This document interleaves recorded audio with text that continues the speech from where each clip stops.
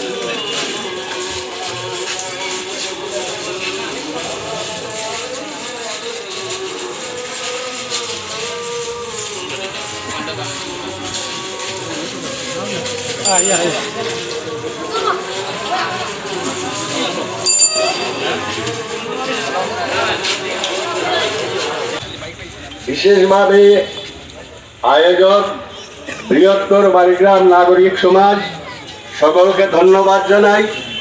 আজকে তাদের ডাকে আমাদের ডাকে আপনারা যে এইভাবে এসেছেন এটা অত্যন্ত আনন্দের।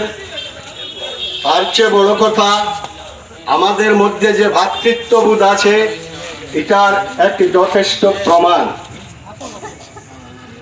বন্ধুগণ, আপনারা সকলেই জানেন ৯ আগস্ট মৌমিতা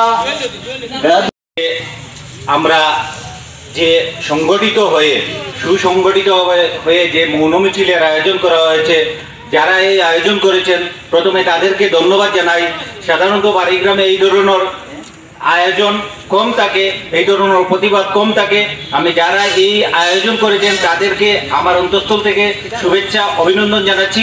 আর বিশেষ করে আজকে যেভাবে এই মৌন মিছিলে যুক্ত হয়েছে তার জন্য আমরা আগামী দিনের একটা শুভবার্তা হিসেবে ধরে নিতে পারছি এবং ভবিষ্যতে যাতে এই কলিকাতার যে মর্মান্তিক যে ঘটনা হয়েছে, বর্বরোচিত ঘটনা হয়েছে, ইহার প্রতিবাদ আমরা ভবিষ্যতেও যদি এর ধরনের কোনো কর্মকাণ্ড হয়ে থাকে তাহলে এইভাবে আমরা সংগঠিত হয়ে প্রতিবাদ করতে চাই।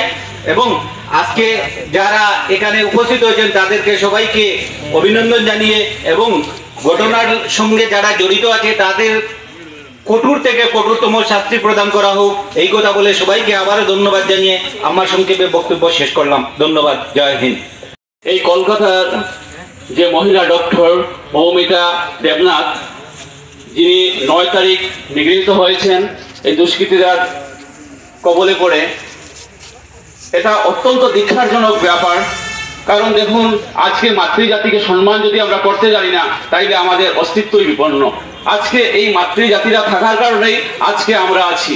আজকে পুরুষ সমাজ আছে মাতৃজাতির জন্য, আজকে মা প্রথম, তারপরে পুরো সমাজ।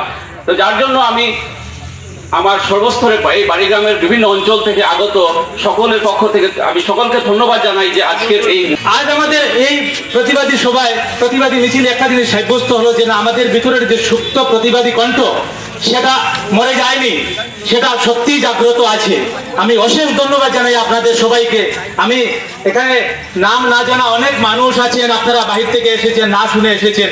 তো একটি আহ্বান রাখবো যে এই যে আন্দোলন, এটা কোনো সমাপ্তি নয়, এটা শুরুয়াত, এটা সূচনা। দর্শনকারীদের বিরুদ্ধে একটা আওয়াজ উঠানোর দাবি। তো আজকের এই আয়োজকদের পক্ষ থেকে আপনাদেরকে অশেষ ধন্যবাদ জানাই, আমার এলাকার মা বোনদের ধন্যবাদ জানাই, বয়োজ্যেষ্ঠদের ধন্যবাদ জানাই এবং পরবর্তী দিনগুলোতে যাতে আমরা এইভাবে প্রতিবাদে সামিল হতে পারি, কারণ আমাদের সামনে যে দিন আসছে অত্যন্ত চ্যালেঞ্জের দিন। এই প্রতি মুহূর্তে আমাদের এই চ্যালেঞ্জ সম্মুখীন হতে হবে। তো যুব প্রজন্ম যারা আছো, তোমরা সবাই এক হও এবং নারীদের সম্মান রক্ষার্থে যা যা করণীয় তা আমাদের করতে হবে। রাস্তাঘাটে, অফিসে, আদালতে যেখানে আমরা দেখবো নারীরা নির্যাতিত হচ্ছে, অবহেলিত হচ্ছে, আমরা রুখে দাঁড়াবো। আমরা যখনই আমাদের প্রতিবাদ আমরা সাব্যস্ত করতে পারবো, তখন দর্শকরা, নারী নির্যাতনকারীরা, লম্পটরা সাবধান হবে। সবাইকে আমি আমার অন্তরের অন্তঃস্থল থেকে প্রাণ ঢালা